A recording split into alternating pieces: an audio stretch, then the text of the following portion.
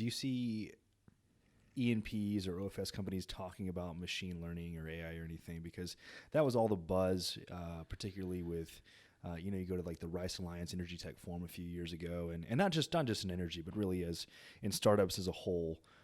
Those were the buzzwords that were being thrown around. But the biggest issue that I've seen is that we have a data management issue and a data quality issue first and foremost. And if you have terrible data sets, how do you intend to have any kind of machine learning or AI, with the exception being if you have something where you're capturing the data from the point of inception through sensors or something, then you can have something for that little subset. But anything for the back office, I mean, are you seeing any hype around that? What is your sentiment towards all of that? Yeah, I mean, I think that the quality of data is one of the biggest challenges, right? So I think, again, a tool like Alteryx can help with that, help you cleanse your data to make it useful. And I think where we're seeing more of that kind of predictive analytics is more around where you have sensors and is stuff in the field, is it going to fail and things like that.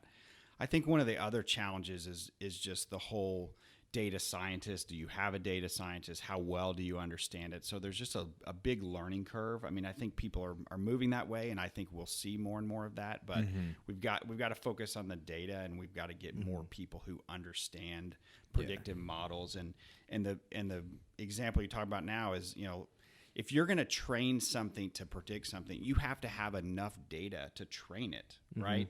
If all you have is 50 rows of data, how are you going to build something that's predictive, right? So a lot of those things people don't, they say, hey, can you predict this for me? Okay, well, I need a history of data that helps support that, right? So I can teach the model and build the model. So there's definitely, I mean, people are moving that way, and but there's challenges. It does seem that like more and more ENPs and OFS companies are having data scientists, like large staffs of data scientists on staff, or it's an engineer that is now in a data science role. Would you remember that study back in like 2018? I can't remember who ran that study or that survey, but the survey essentially said that something like 90% of ENPs would be more willing to look at new software and machine learning and these concepts if they had the people on staff to help interpret that data. It was just a staffing issue.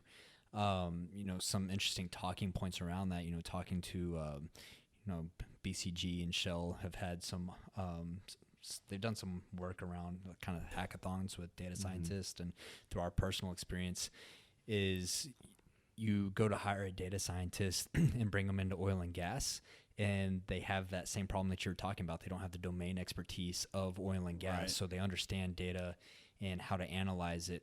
But I think what a lot of people are finding is that you find that reservoir engineer or that geophysicist that already has the domain knowledge, and then if they have a good understanding of statistics, it's much easier to have them drive insights from, whatever data that you're looking at. So I think that, maybe you can elaborate on that some, but I think that that's what we're seeing a lot. Like if you go on LinkedIn and search data scientist, every data scientist comes up at, if it's Chevron, Apache, whatever company it is, a lot of them have engineering or some type of geoscience background.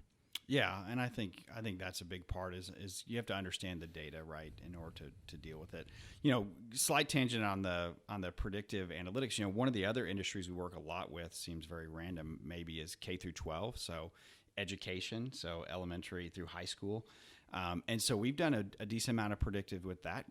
Predicting how smart kids are? Sorry, Billy, you didn't make the cut. Exactly. Well, a lot of it is looking at like programs they're instituting and determining, how successful they are and how you can predict, based on different factors, how successful someone's going to be. So then they can target the programs appropriately. That's awesome. So, we've seen, a lot of good use cases in education for predictive analytics that have been very effective. So, there are industries, I think, that are using it, some better than others. But yeah,